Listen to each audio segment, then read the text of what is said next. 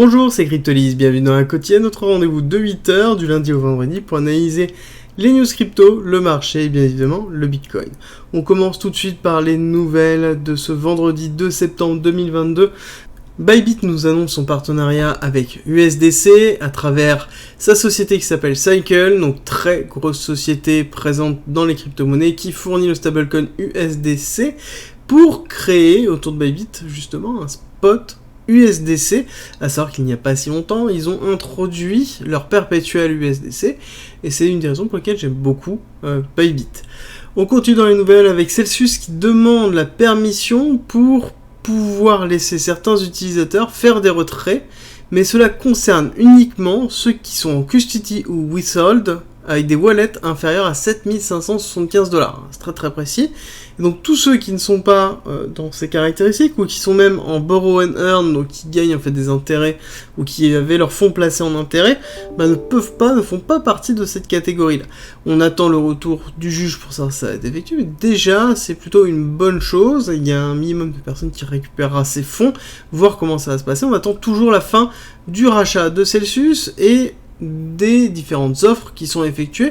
Donc ce mois de septembre va être important et intéressant par rapport justement à l'avenir de Celsius, et pas que, parce que malheureusement il n'y a pas que Celsius qui se trouve dans cette situation. On continue les nouvelles avec Lunasea qui revient à la vie. Il y a beaucoup d'initiatives qui sont mises en place pour le burning. On a notamment le Lunasea DAO qui s'est formé, qui fonctionne avec toute une série de prérogatives pour pouvoir relancer la main chain. Ce qui est somme toute intéressant, c'est que on a vraiment les fanatiques qui sont restés, tous les autres sont partis et ils arrivent à recréer une forme de dynamique, parce que quand on regarde le Lunasea, on a quand même plus 50% dans les derniers jours, avec toute une schématique de burning qui s'est mise en place, des protocoles qui sont en train de se construire. On a quand même quelque chose qui essaie de repartir, voir ce que ça va donner malheureusement dans quelques années, parce que vu le prix des Lunasea, le nombre de Lunasea, en effet il va falloir burner pendant longtemps pour retrouver un cours proche de 1$. On continue les nouvelles avec Crypto.com qui avait licencié il n'y a pas si longtemps que ça 5% de son personnel, qui annule son deal avec l'UEFA, un deal à 495 millions de dollars. Donc ils l'ont annulé. Pour information, c'était un accord oral qui avait été effectué, la signature devait arriver, ils se sont retirés. On ne sait pas encore les raisons, mais que Crypto.com se retire d'un gros partenariat comme celui-là, Crypto.com qui adore faire de la communication et du marketing, c'est un petit peu la marque clairement de Crypto.com, mais le fait qu'il se retire, c'est pas forcément très bon signe. En tout cas moi personnellement je le ressens comme ça, à confirmer par la suite et à voir ce qui va se passer.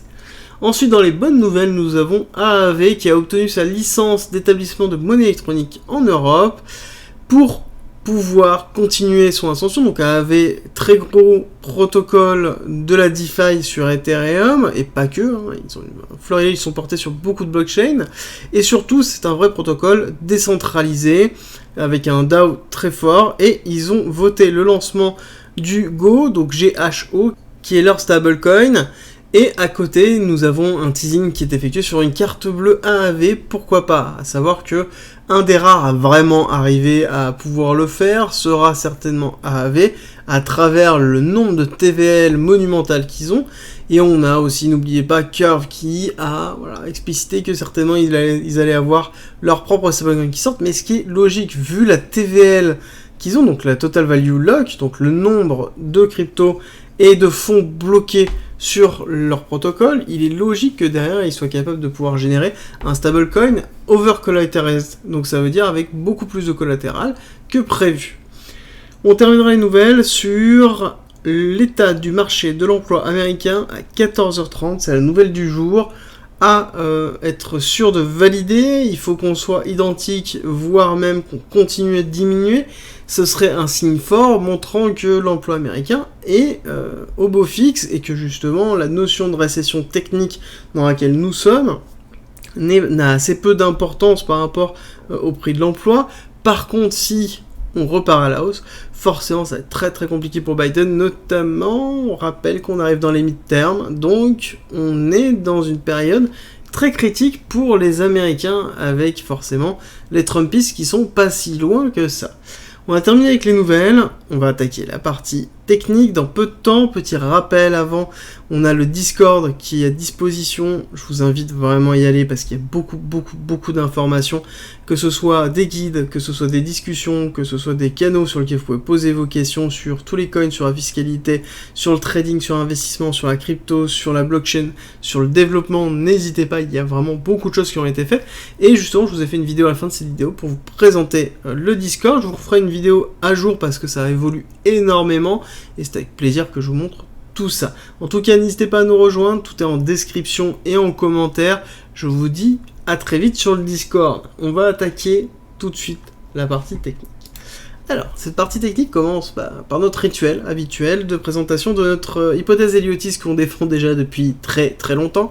Vague 1, vague 2, vague 3 terminée en avril 2021. Nous sommes actuellement dans la vague 4.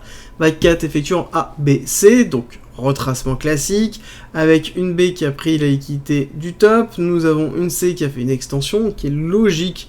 Derrière, extension à 380, donc déjà très grosse extension effectuée. Et ensuite, nous avons un BCARST saut, avec un ST qui a pris la liquidité du BC. Donc nous sommes dans une réaccumulation de week-off, sur lequel c'est un schéma bullish pour repartir majoritairement à la hausse. Donc nous sommes quand même dans un endroit où on attend l'accélération de vague 5, accélération de 25 avec un nouvel ATH, avant de faire un retracement ABC classique pour pouvoir repartir à la baisse. Ça, c'est une des théories des hypothèses que je défends déjà depuis un certain temps. Il y en a deux autres que je vous ai déjà présentées dans les hebdomadaires, qui sont valables et activées notamment en cas de cassure, ici, du top de la 1, donc c'est-à-dire si jamais on descend en dessous des 14 500, parce qu'on sait qu'on a des objectifs au niveau des 10 000, et deuxième, c'est si jamais on ne fait pas de nouvelle ATH, c'est-à-dire qu'on va chercher les 40-50, et qu'ensuite on fasse un plus bas, à ce moment-là on sera sur une autre hypothèse que je vous ai déjà présentée. De toute façon, on avisera à ce moment-là, et je vous représenterai tout ça.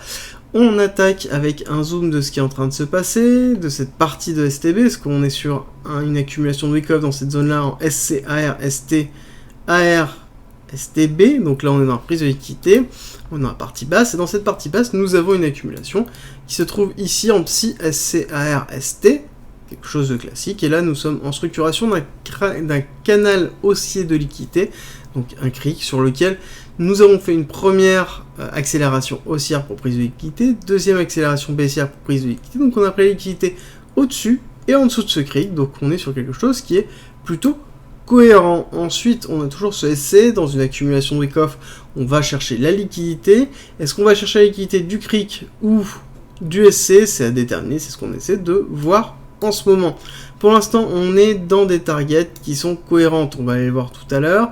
Nous avons des targets sur lesquels nous avons une fin de 5 avec 1, 2, 3, 4, 5 en 618, sur lequel on pourrait repartir sur un retracement ABC pour aller retester les zones supérieures et récupérer de la liquidité, parce que, tout simplement, là actuellement, nous sommes dans une zone de compression de liquidité. Nous avons quand même majoritairement du short qui est en train de se placer. Short qui se trouve avec premier gros segment ici, deuxième gros segment ici, un petit peu là, mais quand même moins que dans les deux autres. Donc on est quand même sur des gros appels de liquidité pour aller faire un short squeeze qui est un petit peu attendu. On a un petit peu de liquidité en longue, mais quand même ça reste timide par rapport à la volumétrie de short. Et dès qu'on a un petit mouvement baissier, on va le voir dans l'order flow, on se retrouve avec une grosse pression en short qui se fait tout de suite, ce qui n'est pas forcément bon signe pour une accélération baissière forte. Pourquoi? Parce que c'est majoritairement des shorts à levier, ce n'est pas de la vente en spot. La vente en spot permet d'avoir une véritable cassure sans liquidation. Là, on crée forcément des liquidités dans ces zones-là, qui sont les clusters de liquidation, sur lesquels on pourrait avoir notamment un short squeeze et une accélération haussière très forte pour aller liquider tout ça. Par contre, on a toujours un deep off market, donc un DOM qui est bien plein en achat, donc on a beaucoup de personnes qui cherchent à acheter cette zone ici, donc de 19 600 à 17 000, voire un peu plus bas. On a beaucoup d'ordres à fil. Ces ordres-là vont donner une forme de résistance au cours lors d'une continuité baissière. Ce qu'on voit un petit peu ici, on n'a pas forcément d'accélération baissière très forte comme on avait pu retrouver, que ce soit au niveau de la cassure de Celsius, que ce soit au niveau de la cassure Terra Luna. On est sur quelque chose quand même qui est beaucoup plus consolidé, ce qui montre qu'on s'approche certainement d'une fin de phase baissière sur lequel on risque d'avoir une consolidation, soit derrière la mise en place d'une forme de ranging long terme, ça on en discutera dans l'hebdomadaire, donc demain, soit on va se mettre en place dans une accélération ou une chasse à la liquidité, parce que c'est aussi le gros problème.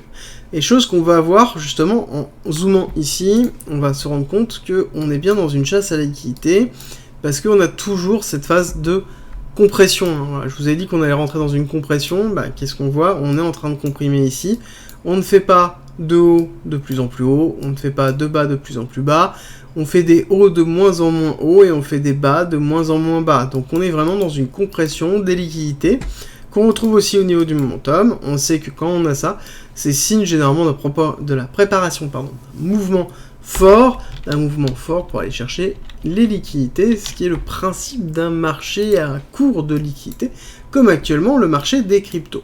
Dans tous les cas, je vais vous faire demain, donc n'hésitez pas à la regarder dans l'hebdomadaire, un récapitulatif de là où on en est exactement, est-ce qu'on a touché le bottom ou pas, pourquoi, quels sont les indicateurs qui peuvent nous aider à le voir, et surtout parler de cette notion de capitulation, où on en est dans cette capitulation, parce qu'il y a beaucoup de personnes qui se trompent dans la façon dans laquelle on calcule la capitulation, et c'est intéressant de pouvoir en discuter. Alors, juste pour terminer sur cette partie-là, on a deux niveaux de résistance qui ont été créés, un premier qui se trouve au niveau des 20 580, donc globalement quasiment 20 600, et surtout pour moi, c'est ici ce cluster, on a un premier cluster de liquidation qui est à 20 750, et ensuite forcément on a ici beaucoup de clusters de liquidation. Donc si jamais on a une accélération haussière et qu'on va taper dedans, on risque d'avoir une accélération assez forte à la hausse, ravaler derrière pour ensuite repartir. Ça c'est un petit peu ma schématique, ça ne bouge pas, c'est toujours mon biais à l'heure actuelle, j'ai pas d'inversion au niveau de mon biais parce que mon hypothèse est toujours bonne en l'état, et on a un equal low qui s'est formé ici, equal low sur lequel on risque d'avoir au moins une mèche qui va aller chercher pour récupérer la liquidité, forcément classique. Mèche qui pourrait aller justement chercher ici 786 à 19 300, sur lequel on pourrait dire qu'en effet on va aller chercher cette liquidité là, ce point de rebond fort pour pouvoir repartir à la hausse qui serait 786 avec un 618 d'extension, donc on est sur quelque chose de vraiment propre pour un retour en ABC classique. Le A nous donnera une partie du B et le B nous donnera la C. Donc c'est un petit peu ce qu'on attend et ce qu'on voit. On va aller voir notamment l'order flow. Order flow qui, somme toute, est très intéressant pour plusieurs raisons. Première, c'est qu'on se retrouve vraiment sur quelque chose qui est assez symptomatique, où on voit qu'on a une petite chute. Qu'est-ce qui se passe? On a une augmentation des leviers, augmentation ici du nombre de shorts, donc diminution du nombre de longs parce que c'est proportionnel. Forcément, si on augmente les shorts, le ratio long-short diminue, donc on a une augmentation tout de suite des shorts qui est effective, et on voit que c'est tout de suite poussé par du leverage. Donc on est vraiment dans un marché qui est shorté à levier et à découvert. C'est pour ça que je vous dis que notamment les clusters de liquidation en short risquent d'arriver très vite. Si jamais on a un besoin de liquidité du marché, on va aller les taper très vite, très fort, surtout que l'order book et le DOM sont totalement vides au niveau des ventes. Donc on a quand même quelque chose qui est assez classique. Mais ce qui est intéressant de noter, et ça je vous présenterai encore une fois demain, c'est que quand on voit une pattern de ce style-là, avec une compression de niveau des top traders d'achat, c'est que on est dans une zone très particulière qu'on discutera demain. Donc c'est une des indications dans lesquelles ça me confirme que si on descend, on ne descendra pas non plus très longtemps ou très loin. C'est un petit peu la schématique que j'ai au niveau de l'order flow qui est en train de se faire.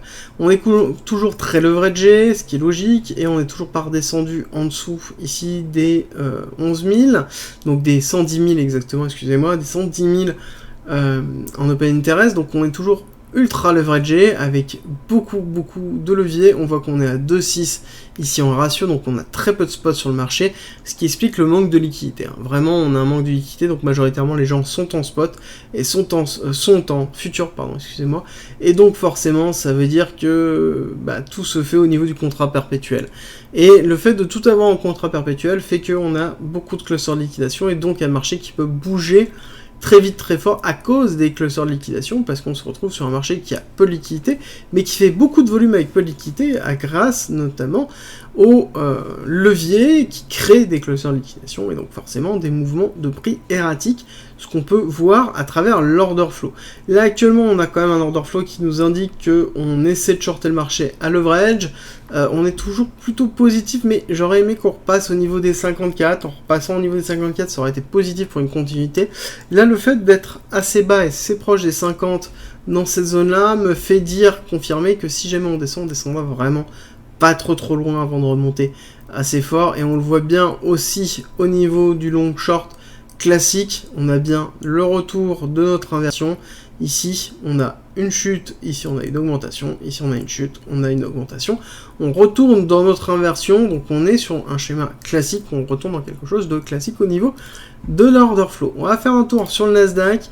Nasdaq, on a eu une session d'hier qui a été très intéressante, sur lequel on a ouvert, on a progressé, on est allé chercher les 1200, rebondi, pris une partie de l'order block de la box que j'avais donnée, sur lequel on a ravalé la totalité, et là on est en train de structurer. On va voir aujourd'hui clôture hebdomadaire du Nas, très important, le Nasdaq, sur cette clôture pour nous donner le ton de ce mois de septembre. On rappelle que cette semaine était très intéressante, parce qu'on avait une clôture du mois, là on a un début de mois de septembre, on a les chiffres de l'emploi qui tombent aujourd'hui, donc forcément on va avoir de la volatilité dessus, et ce qu'on va voir, c'est on va surveiller, est-ce qu'on va aller casser justement ces 12 000 qui est une zone de rebond très important pour le cours, sur lequel on pourrait rebondir pour repartir à la hausse.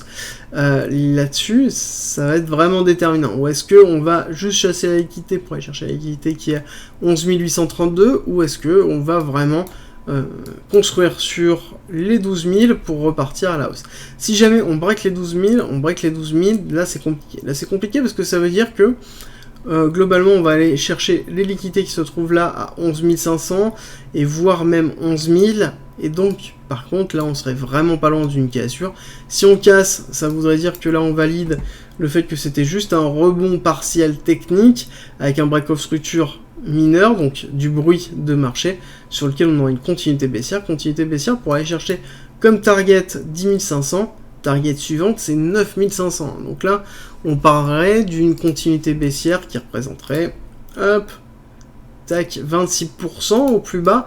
26%, ce qui nous amènerait sur la totalité du mouvement, c'est intéressant, donc un mouvement à 43% de baisse sur le Nasdaq, ce qui est colossal et ce qui serait quand même beaucoup plus conséquent que ce qu'on peut connaître justement sur le Nasdaq malgré les différentes crises que l'on a pu avoir.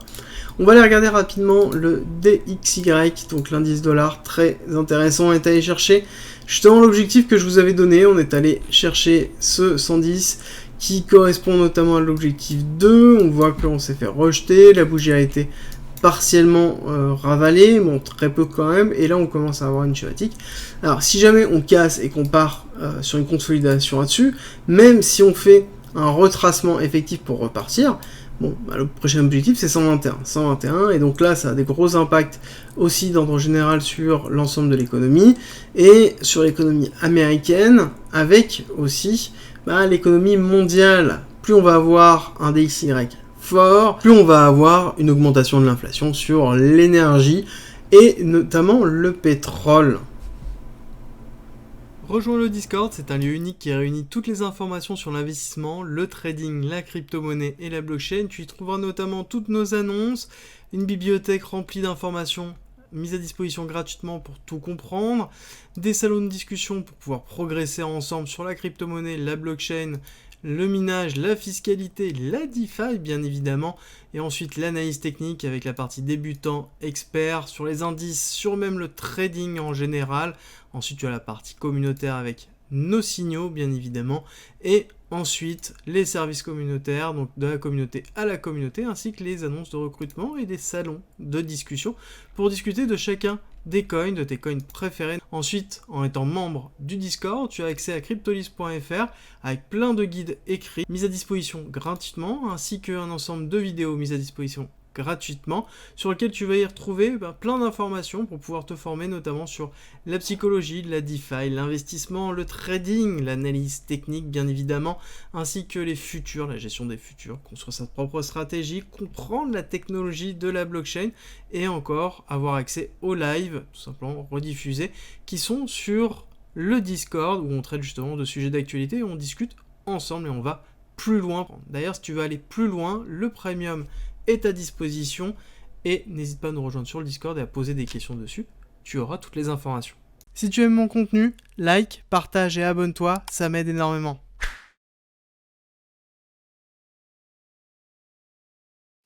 Merci d'être resté avec moi jusqu'au bout. Abonne-toi, partage si t'as aimé et rejoins-nous sur Discord. C'est avec plaisir qu'on t'accueillera. Et à très vite.